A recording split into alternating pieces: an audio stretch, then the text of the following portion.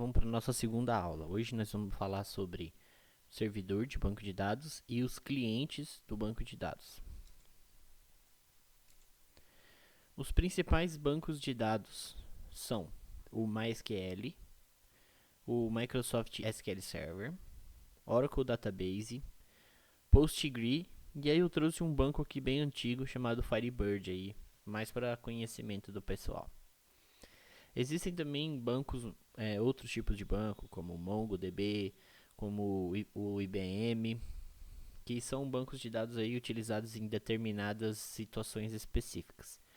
Mas os mais didáticos de trabalhar, né, os mais conhecidos também estão aqui nessa lista, que é o MySQL, SQL Server e o Oracle. O que é importante a gente saber aqui na instalação do banco de dados, né?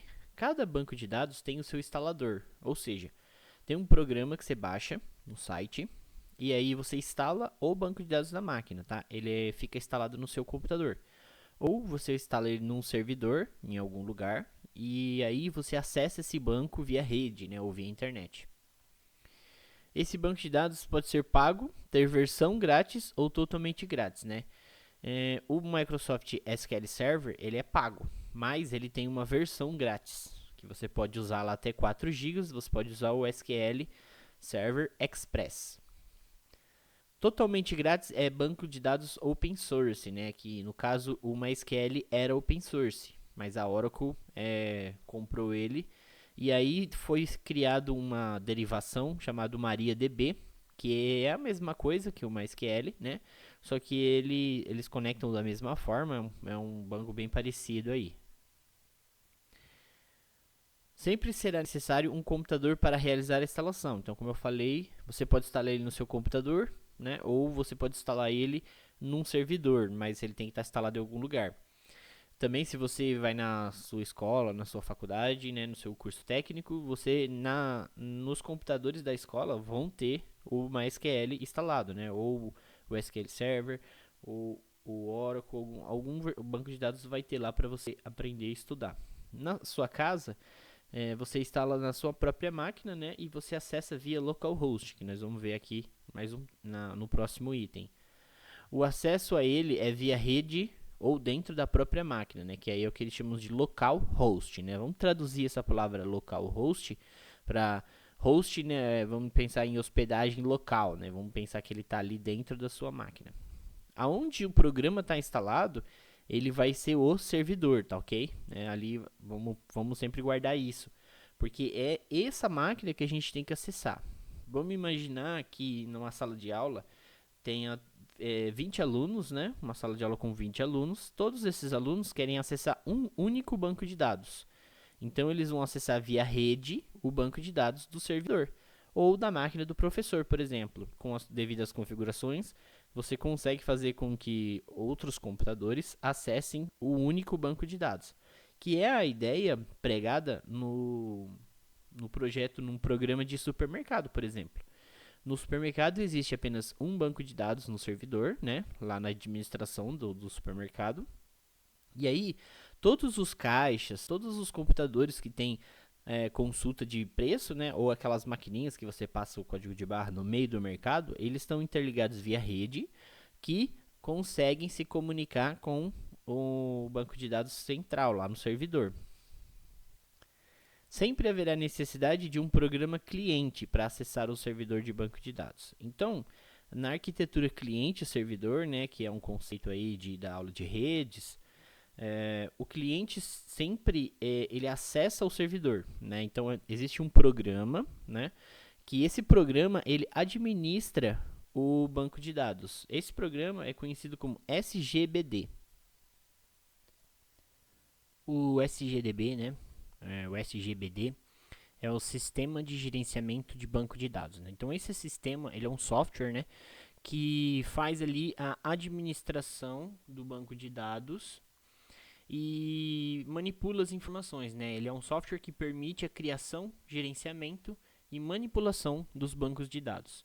Ele oferece uma interface entre o usuário e o banco de dados, facilitando a inserção, a atualização, exclusão e a consulta dos dados, né? Fora que ele também cria, né, o banco de dados, ele também consegue criar, né, as tabelas e criar os bancos para você ali inserir os dados, né, trabalhar com os dados. Esse programa ele acessa o banco de dados via rede ou, né, se tiver instalado no seu computador localmente. Você passa o endereço do servidor, tudo certinho, e aí ele acessa. Existem SGBDs, né, que são dedicados, desenvolvidos pela mesma empresa de banco de dados, ou seja, a Microsoft ela criou o SQL Server, então ela também tem um SGBD, que é o SQL Manager Studio, né, que a gente vai ver aqui no próximo slide. E aí também existem os SGBDs genéricos, que são programas que têm plugins para conectar em qualquer banco. Então tem uma infinidade, assim, você tem lá Cassandra, Mongo, você tem Access, pode ser um banco de dados também, Firebird, Firebase, então o mesmo programa acessa todos eles, tá? Então tem gente que gosta dos genéricos, depende muito do que você está acostumado a trabalhar. Nesse curso a gente vai abordar o mais importante da web, né, que é o PHP-MyAdmin, o mais comum de se encontrar nos servidores de hospedagem. O SGBD, né, é a principal ferramenta para criar, alterar banco de dados e também realizar consultas manualmente. Então, você quer acessar o banco diretamente, né, sem ser pela aplicação, você entra no SGBD e faz a consulta do banco. Aqui temos alguns exemplos, né, de clientes de SGBDs de acesso ao banco de dados. Então, no MySQL, por exemplo, esse é o slide anterior. No MySQL, vou ter que pegar aqui a canetinha. No MySQL a gente tem duas opções, né, que são as opções mais populares aí do MySQL, que é o Workbench, que é um programa também dedicado, e o PHP-MyAdmin. O PHP-MyAdmin é web, ok? Então, mais pra frente aí a gente vai ver que ele é um site web que você roda e aí você consegue acessar o banco. O Workbench é um programa mesmo que você instala no computador. No SQL Server, a gente tem o SGBD dedicado, né, que é o Manager Studio.